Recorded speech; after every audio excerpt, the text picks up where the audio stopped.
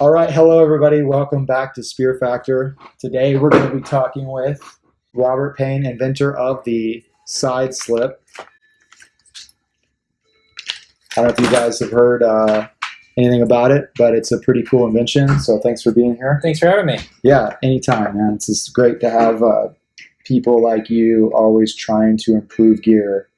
As we were talking about before we even started recording, constantly messing with everything. Yeah, and I just wanted to also clarify. Also, I started this company with my brother-in-law, so he's my partner in it. Yeah, and honestly, I would give him a little bit more of the credit because he's the first one who came to me with his concept, and then we kind of both worked together, got it patented, and brought it to market. So I don't want to take all the credit. Oh no, that's great. Yeah. That's good, man. What is your brother-in-law's name?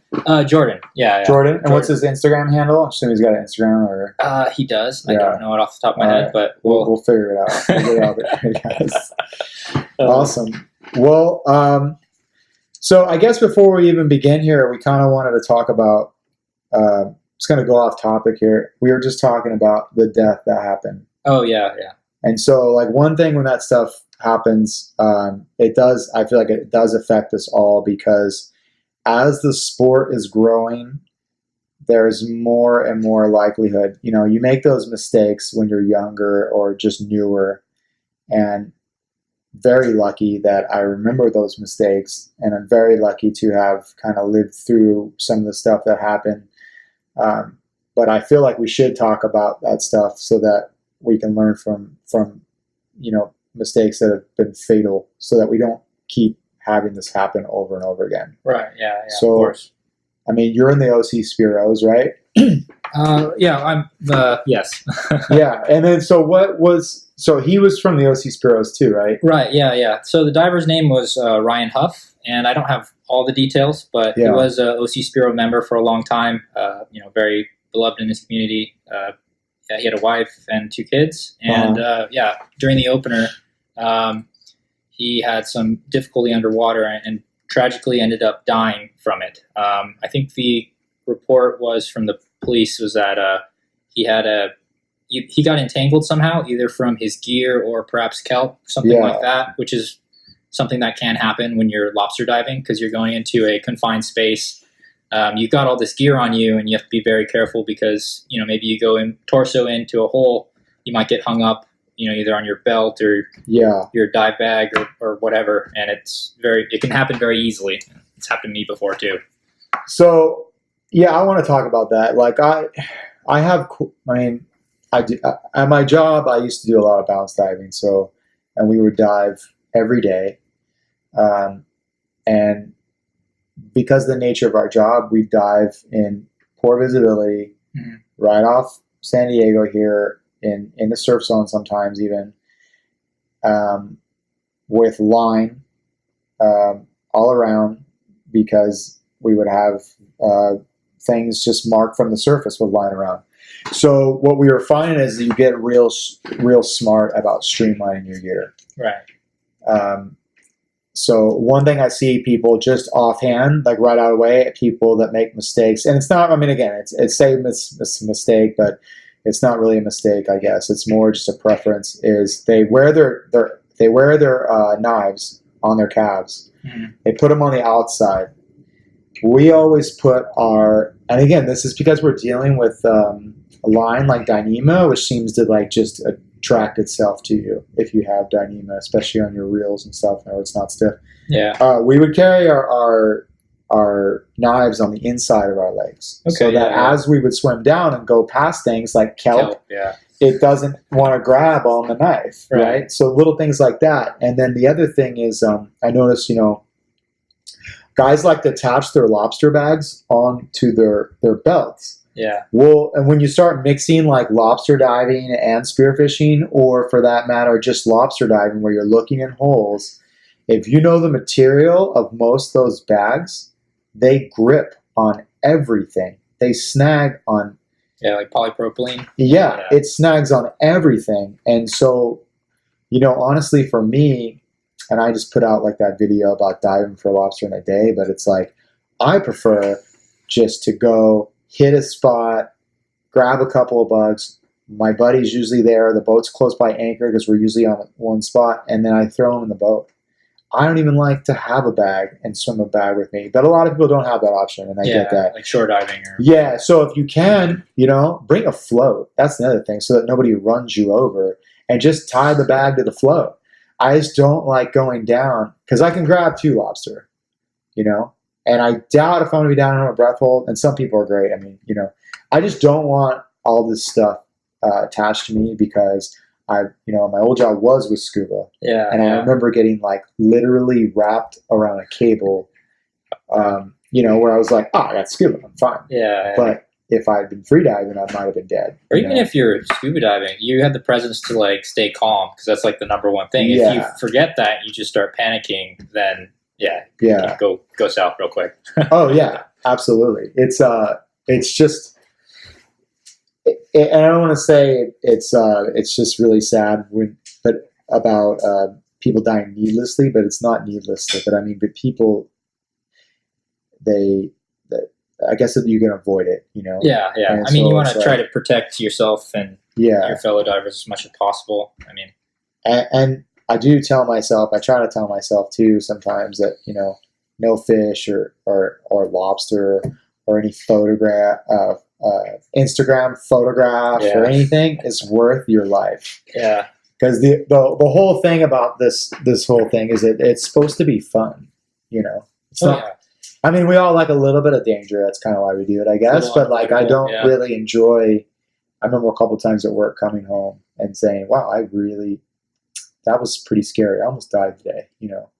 Either a boat go over my head or I was diving rebreather one day and the exchange got messed up, and I was like, that wasn't fun. So this is something get like narked or something like that. Yeah, this is like something we do on our free time. It's supposed to be fun, right? Yeah, And stay active. So I'll go back to top, but I just really wanted to touch base about that and just kind of like maybe hopefully some guys will out there listen and kind of maybe some tips that'll help them too. Sure, newer guys, So, all right. So how did you get started in spearfishing? That's a good question.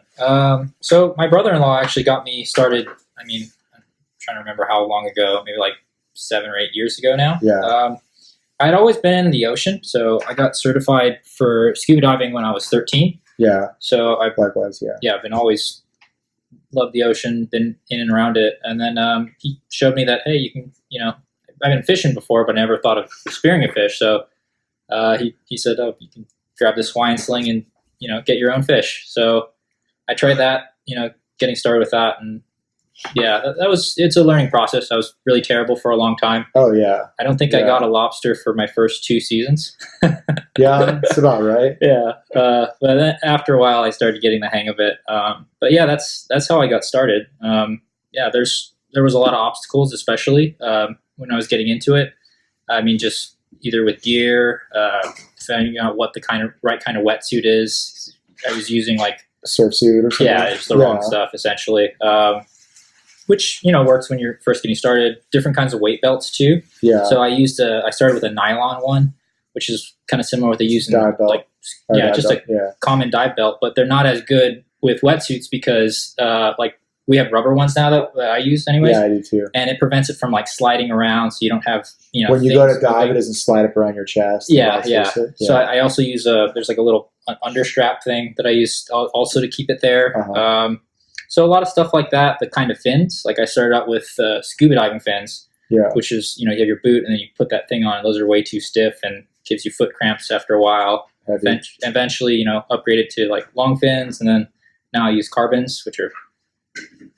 But I feel like part of that, like going through that process, and this is why going through that process of trial and error and everything, what it does, I feel like it makes you just a better diver. Because if you start out that way and you don't know, you learn so much through going through that process. And maybe those things I remember like 20 years ago, a lot of those things weren't even available. Yeah. So you just did what you did. And then all of a sudden, like you get good with all this bad equipment, you become a good diver. And then all of a sudden, then you get the good equipment. And now you're just like, you're able to enjoy it so much more. And you're like, oh wow, like I can dive deeper, I can do this, it's just. Yeah, I mean, I think the gear definitely helped with technique afterwards, because like it's really hard if you're not properly weighted or you don't have the right fins to dive very efficiently. Right. And that took me a long while to learn. I'm still not terribly good at it, but like the technique is a lot, just like relaxing, good dive form, like good duck diving, just slow movements. Also not like freaking out the fish around you, because like they can kind of tell, because they're like lateral line. They've got a lot of these nerve endings. And if you're acting all weird and jerking around too quickly, they're going to pick it up through the water. So you just have to be very calm, act like you're not like a manatee or a whale or something like that. Like you're not interested in actually getting them. For sure. Yeah. Yeah. I actually talked to Brandon Zeke made a comment on one of my posts, I guess, about when you're in that hunting mode, your heart rate's different, your whole demeanor is different, and fish can sense that. Right. And when I stopped really just letting go, like started letting go and like just relaxing and enjoying diving for deep, it was just like your fish count goes way up, because it's like all of a sudden you're down there and you're doing stuff and you just, how many times have you been diving and like by accident the fish of like, at that time your dream comes by when you're not even really looking. Yeah. Because everything about you doesn't reek predator. Right. Yeah. One of the tips that someone told me was that like if you dive down, you can like just put your gun next to you, just take your hand off your gun, and then that in itself will kind of give you an idea, help you like calm down a little bit, because then you're like, I don't have to be ready to like shoot something in the face right away, and like having that killer mindset that transfers to your body language. So that's just one way that it kind of helped me realize, okay, you got to relax and stop freaking everything out around you. Yeah, and one way to even kind of do a self-evaluation is I always look at footage like after you dive. And what I noticed, I was talking to another friend of mine about this, like where I noticed I look around a lot. I'm constantly like this. And I noticed my friends in Guam that were pretty successful, is they go down and they're looking around with their eyes. They're not even really moving their heads, Yeah. And it was like, because that place is so hard. It was just interesting to see that. I was like, oh, okay. So there's a little tidbit of information you could take that moving forward, and you just get better and better by learning all those little things. Oh yeah. No, Guam is a really crazy place too. I mean, it's just completely different than like my experience California diving. Because the first time I met you out there. Let's talk about how we met first. Yeah. I guess. Okay. Yeah. Sure. So you messaged me on Instagram, said like, "Hey, I'm coming out to Guam." Yeah. So how did you even find? What was the deal with that? So I put for OC Spearos, I'm on their Facebook group, and I just put a question out. Hey, does anybody know anybody out in Guam? I'm gonna be going out there and hopefully can spear. And then a bunch of Marine Corps buddies suggested you and a couple other guys who dive out there. Yeah. So I reached out and tried to find somebody I could dive with out there, and ran across you.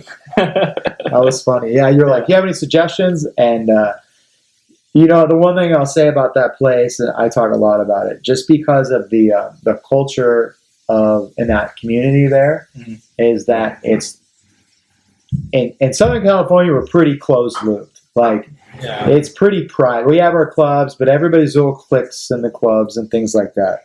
And that place, when you go to the island and you land there and you tell them you're into spearfishing, they're like, let's go. And so literally like when I landed, it was like the next day, they were like, we're going out diving. Let's go. And I was like, okay. And they do a great job of that. I don't know, maybe just because it's a smaller community. Yeah, like culture. Yeah, and they're always looking for different insights from people's different experiences all over the world, right? So, so when I came down there, that was my experience. And so, obviously you try to return the favor. So when you hit me up, I was like, yeah, let's go. Oh, no, yeah. Yeah, it was a blast. And then we did the tournament together. Yeah, that was fun. Was 7 hours of swimming, like 3.5 miles, I think, or something like that. It was pretty sweet. It was nice to be out. I shot a half-pound parrotfish. Try to get something on the board there. Yeah. With a cannon. With your giant, your homemade cannon. Yeah. I think the only fish I shot my entire 2 weeks out in Guam was like a big, like not that big, like a foot long.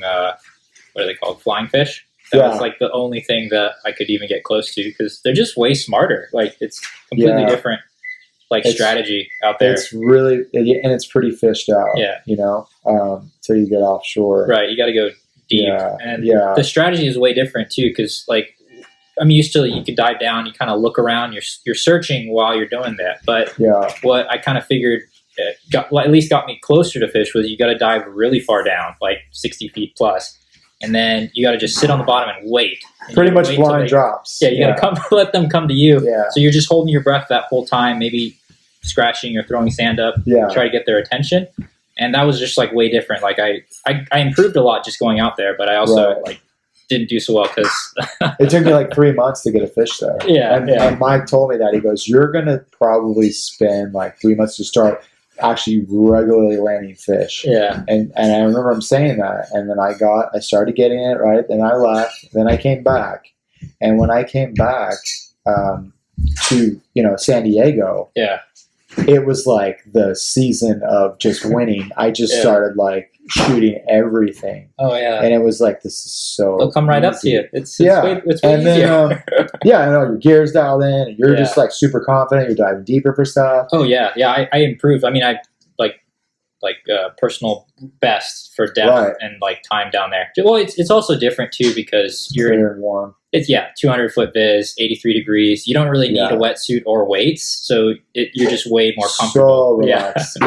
You're right. And then and then I went back there for another 4 months or something. And I remember when I got back there, it was like I was just started like a couple weeks and I just started hitting fish. Yeah. And I was like, oh, okay, I get it now. Like, there's something so satisfying about doing drops, deep drops. And I say deep relative, like deep's for me, like 70 feet. Like, I'm not the greatest diver, but you're doing deeper drops. That's deep to me. or whatever, for like fish that you wouldn't even pull the trigger on here, size wise. But yeah, it's such a cool feeling to be like, yes, I'm a diver, But so we met in Guam, and that was a blast. And that was the first time I heard you told me we're getting ready in the parking lot. You're like, yeah, check this out. This is a side slip. I'm like, oh, that looks pretty cool. Wow, it's interesting. And I remember, like, as someone that I make most of my own equipment, I just really appreciate when people like go off, and just do something, that's how you get better. And you learn through, maybe this didn't work, maybe this worked, whatever. And I was so like excited about it, because I was like, yeah, that makes total sense. Why did it take so long for someone to come up with it? So how did you even get the idea? Like, that was your brother-in-law, you said? Sure, yeah. So I guess if we're going to talk about the inception of the side slip, so my brother-in-law came to me it was initially his idea. So he's like, I've been thinking about like this way where, I don't want to buy a slip tip. They're expensive because we're all cheap. We don't have a lot of money, so we're trying to figure it out. Than the spear, And he was like, oh, I've got this idea for this thing. And I was like, oh, that sounds kind of cool. So, we went back and forth, and eventually we were like, okay, maybe there's something to this. We can make some prototypes and try to figure out, how we can get this thing going. Just made a couple prototypes, started iterating on it, improving it. And after a couple years, I think probably about 2 or 3 years of testing, we finally felt it was at the point where we could, actually bring it to market and see what all the other divers thought of it. We got the patent for it, and that's how it started. That's awesome. So let's see you brought something here with. Oh, sure, yeah. So this is our nice little display. It's a little demo here. Yeah, and basically, we have just a standard short. We just cut this shaft short, so it's a little easier to demonstrate. But basically, this is just a normal standard shaft. All we did is we removed the flopper end of it. We put a slide ring on it, and our side slip. It fits on this special little pin. I'll try to get it a little bit closer so you can kind of see it. Right on there. Yeah, so basically it just sits right on there. We have little hooks, goes right on there, and you tuck the Spectra into your bands. And just like a slip tip. You cock it just like a slip tip, and basically you shoot through the fish, and it'll stay on there for momentum, and then when it slows down after going through the fish, it'll deploy, fall off, and then you've got a perfectly toggled fish there. Yeah. No, and to be honest, I used it in Guam a lot. the last trip to Baja, I just solely used it. Yeah. Because I really wanted to test it. And then, like I said, I had that issue where we were talking about the shafts on some of the guns. They're not long enough, and I mean, for whatever. So I had to I actually had to cut it down. Yeah, I had you know what's funny is I had a couple of failures, and because I truly believe in it, I do, and I don't sit here and say this because like I blow smoke up anybody's ass or I'm getting a cut out of the product. I'm not. You know that. Like, I think like anything, I think it's an amazing start, and I feel like it can only get better, but I think it works. And that's why I solely used it when I went to Baja. And I had, I think, a failure in Baja, and I was glad to figure out that, it was not the side slip that failed. It was the slide ring that got slid all the way back and got stuck. And that's because it was so short, I had the wrong shaft, and it didn't have the electrical tape because it wouldn't fit. They wouldn't clear that enough. And then, so I have a longer shaft now. And hence, like, the new 8mm one, which I'm going to be testing this out soon. And then, and I used it, and I got my personal best yellow with it, and it worked. And so I went when I went out to SCI, San Clemente Island, last week, we stumbled across some bluefin that were all about 100 pounds. Yeah. And I was like, and I'll say I believed in it enough after learning through the things that failed where I changed. I have some really good Dyneema that I liked, and I switched out the Dyneema, put a little stronger Dyneema, and I went after the bluefin with it. And I was like, I'm going to get Rob's bluefin, like sizable bluefin with this thing, triple digit, you know. I saw 3 of them. They didn't come close enough, so I didn't pull the trigger. But the point is that I used it a lot in Baja, multiple times. And the first time I had the one failure where it came off, which that happens with slip tips. Yeah. You know? And then I figured out just how to tuck it better. You know? I mean, it wasn't anything crazy. It was just it came off because I didn't tuck it firm enough or whatever. That was not a big deal. And then the last time I had the one failure where the slide ring got stuck. Right, yeah. It's funny because like sometimes people are like, oh, but it failed twice. And I was like, it failed, but I know how to fix that. And how many times does floppers, slip tips don't deploy? I mean, I've had with the slip tip thing, I've had it where the knot pulled. I watched my buddy, the knot pulled through the slide ring. Yeah. The slip tip itself didn't even come off. So many problems, which is why I'm saying that, you know, in a way, for me, the thing has never failed. Yeah. Yet. Oh yeah. I mean, when you're dealing with like your setup, you do have to go through and look for failures. You need to really know your gear. That's super important. Yeah. It's super important to make sure. Yeah. So with our side slip, for example, you need to have enough overhang. So some guns exactly. Like I didn't have enough overhang, which is originally a problem. But I'm in Micronesia, and it was like, well, that's all you got. Start cutting. Yeah. Right.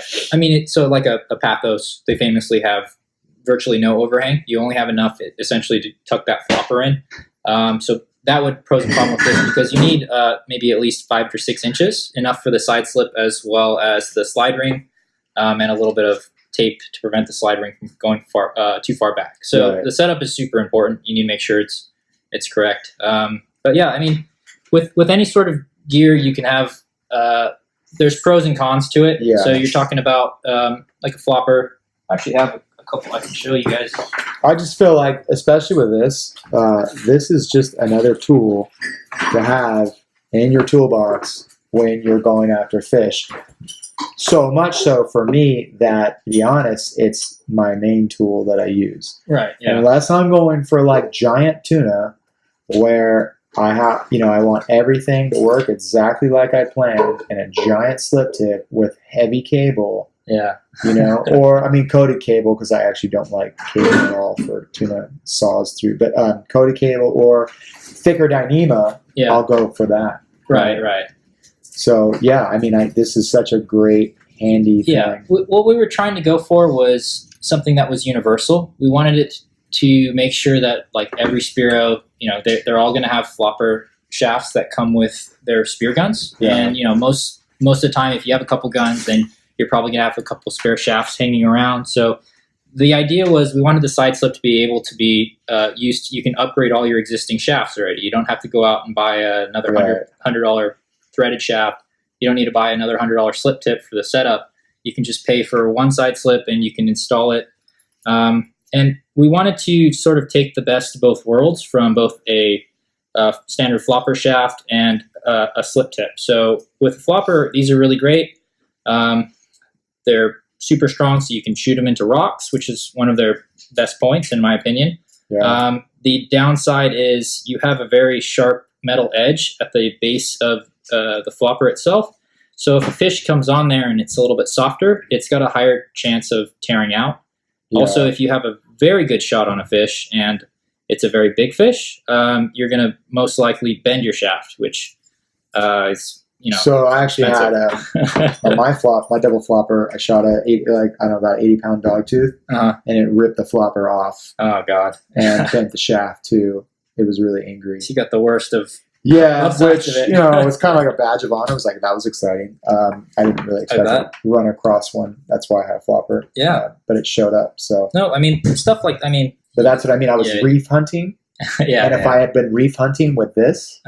It would have been a game changer. Right. That was my point. Yeah. Of course. I mean, the other part of it is you can use a slip tip, and these are excellent because it's got the load distribution. So you're going to have a lot less chance of tearing out with this. The only problem is you have accuracy issues. So if you start with a perfectly engineered slip tip. Use it a lot. If it starts to get any sort of wiggle in the front end, any sort of fitment issues, or if you've accidentally hit a rock, even softly, and it's got any sort of play, or bone. Yeah. If you get any sort of play, that's going to affect your accuracy, and it's not going to shoot straight anymore. Also, if you are unfortunate and you hit a rock, then you're out $100 slip tip. Our idea, because we're from Southern California, we like to, you want to go out for, say, white sea bass. It's a very soft flesh fish. And you're going to use a slip tip. But say you're out there and you see a big barn door halibut or a big toed calico, and it's hanging out on the rocks or whatever, you're like, oh, is it worth blowing $100 slip tip for this huge fish? Or, am I just going to let it go by? The idea is like, you don't have to make that choice anymore where you're like, oh, do I take my slip tip shaft or do I take my flopper shaft? You can just use this and you're good for everything. Yeah, and so when we were in Baja, we were going for grouper, and yellowtail.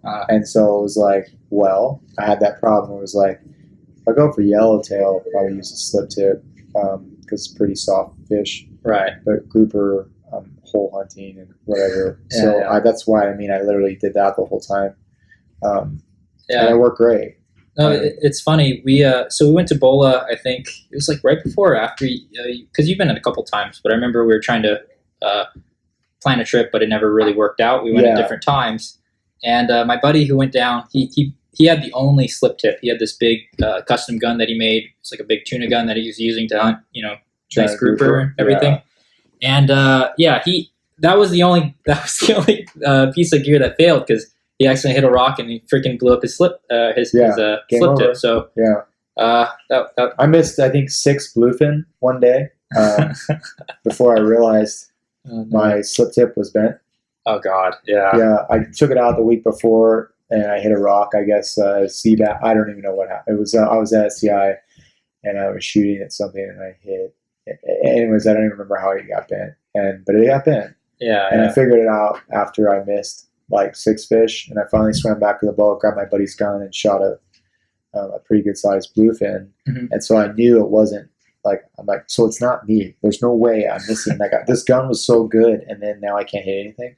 And the next week I went out white sea bass hunting. I'm swimming. I'm looking at the tip, and I just realized one way, just slightly bent. And I was like, oh, Okay, now at least I know I'm not like that bad.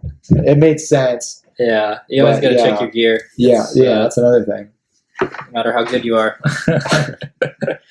So, I mean, really, we introduced the product, but like, I really wanted to get into with you, which is something that I'm, kind of dabbling in now, is the whole business end of all of this. Like, sure. Where did you get your knowledge? Like, everybody has an idea. Most people you talk to, they always have their idea, right? Oh yeah, diamond dozen. How did you figure out? Like, what was your process? I guess from going like, hey, I got this idea. Your brother-in-law to going, okay, here's the business plan. This is how we're going to do it. This is where we're going to get made. How do you even do that? Like, you know what I mean? That's a good question. Yeah, I don't know. I don't know if it's like top secret or what. No, it's not top secret. I just don't know if I'm the best person to explain this. But yeah, I mean, I think my background had a lot to do with it. Which is in what? Like, so yeah, I went to business school. I specialized in entrepreneurship, so dealing with small businesses, how to help them grow. So it was kind of an area that I was always interested in, and it just so happened, as luck would have it, or fate would have it, that I was presented with this opportunity with my brother-in-law. We were able to start a business and helping Spearos improve in a sport that we both love. So that was just kind of how it started. But as far as like advice for getting started, I don't know. I mean, if you're looking at, and this is getting more into like startups and just starting your own business, right. There's like a lot of problems that generally you go through every day, and you can. I mean, there's a million things. I mean, like terrible traffic or whatever have you. You're basically looking for areas of pain or pain points, as they would say, that you can kind of help alleviate. And if you can find some sort of innovation that helps with that, that's valuable to the market. They people will want that because it's going to help make their life less terrible. So this was just a good example of which we found that we could save divers a lot of money and also give them like a really superior product that really helps streamline all their gear, and it's universal. So that's kind of how we got to this point. But I think the same concept fits with a lot of other ideas. So as far as where did you get this made? Like, who makes it? Oh, it's made in the USA. It is. Yeah, American made. So, and you just went to a machine shop and you're like, hey, this is the tool I have. Oh yeah. It's been a long process. We talked with a lot of different manufacturers, metal workers. It's a lot of metallurgy, and I'm not like I'm not like an engineer. I just do a lot of reading on it, like, because it took a lot of time to figure out, okay, what kind of metal do you want to use? It like, there's a reason we don't go with spring steel, which is like a lot of shafts are made out of, is because while they're very strong, basically after you scratch the surface, then it'll start to produce rust, and we didn't want that. So we're like, okay, obviously we're going to go with stainless. Right. There's different grades of stainless. I mean, that's just there's 304, 3, right. Stuff. So it just depends on what it's mixed with. Yeah, exactly. And just stuff like that. We're still in the process right now. We're actually going to be coming out with a new version of it, but these things take a lot of time. You got to do a lot of testing. Testing, right? You got to get the manufacturing process done. I mean, there's a lot of so there's a lot that goes into it. So and then as far as like, are you guys splicing these? Or? Yeah. They're I think it's called back splicing. Yeah, Are you guys back splicing those? Single-handedly? I mean, are you, or like you? Who does that? I have done every single one. Are you kidding me? No. Yeah. Really? It takes time, but as far as I know, I don't think there's a machine that does it, or if it does, it's probably really expensive. But yeah, I mean, it's the best way to do it. You obviously don't want to knot right at the tip because that just increases the profile. Yeah. And it's just, that's... Yeah, and if you increase the profile, you could throw off penetration. You can throw off... a lot more drag. Accuracy. A lot of stuff like that. Yeah. So that's just part of it. You need to do a class on that. That would be really good. Yeah, yes. I mean, it's easy to do, but if you have the right, getting the right tool. The right tool definitely helps. I mean, you can do it with anything, a little bit of I use a paper clip. wire, or I guess paper clip too. Yeah. I mean, it's seizing wire. I guess we use. Yeah. No, that's awesome, and that's the strongest way to do it. I mean, Yeah. Awesome. That's really interesting. So, and then, so when you're doing this, right, you're like, okay, how much is this going to cost me to make this product? Okay. Then you got to figure out, and like you're doing now, right? Like you're constantly getting feedback. I mean, I know I've sent you some feedback, and I know a bunch of other guys that have, and you've told me, guys, yeah, we've realized this, like opposing metals, like this tends to rust on the old ones because the different metals. Right. Okay, check. I was like, and then and I know, and I haven't said anything, but I know you've got a million good idea fairies as far as how to make this strong. People talk to you about how to make that stronger. We're looking at, well, the idea was that we wanted to have this be universal so people could use it on, whatever species, not necessarily like big monster killers, although you can do it. We've taken, 90-pound amberjacks with this, no problem. But we are going to be coming out with ones that are specifically made for larger shafts. So, like 3/8. Yeah, up to 3/8. We're not quite at 3/8 yet, but eventually we're going to get there.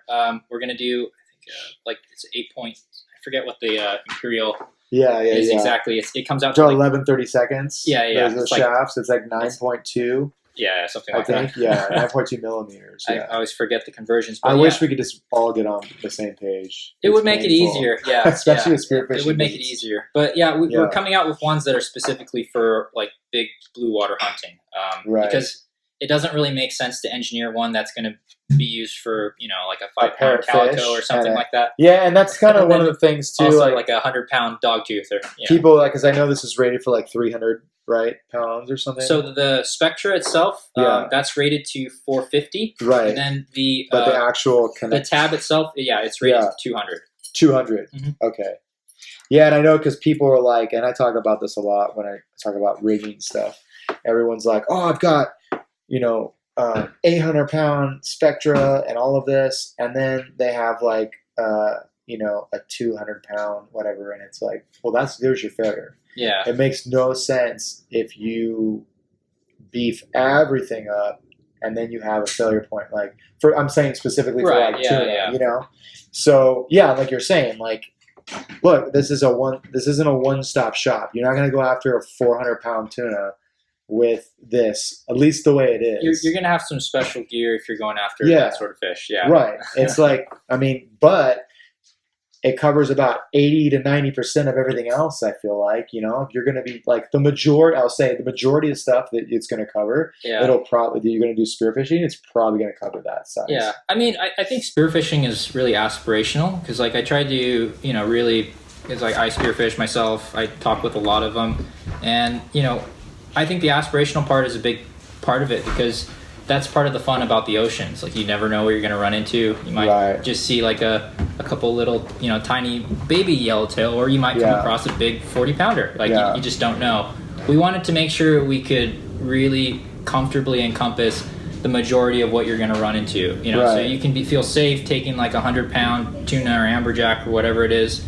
But you can also use this. I mean, well, think about it the other way. Would you be using the same slip tip if you're going for halibut or lingcod in the holes or in the rocks, as well as using it for a big blue water fish? Right. Usually, you don't get that same overlap. We were trying to make it sort of middle of the road where it'll apply to the most amount of people and give them the most value. I mean, even for that matter, you're not using the same gun on any of those fish. You're just not. Right. But no, it's great, man. I look forward to like doing some more stuff with it, and really just trying to get bigger and bigger fish with it, just to see. That's the idea. And if it breaks, then I'll know. Okay, cool. But so far it's pretty good. And we have a full warranty over it. I mean, if you are able to break it, we're going to replace it. We want to stand by our product and we believe in it fully. Yeah. So if you guys have issues, let us know. We'll take care of you. All right, but I really appreciate you coming out and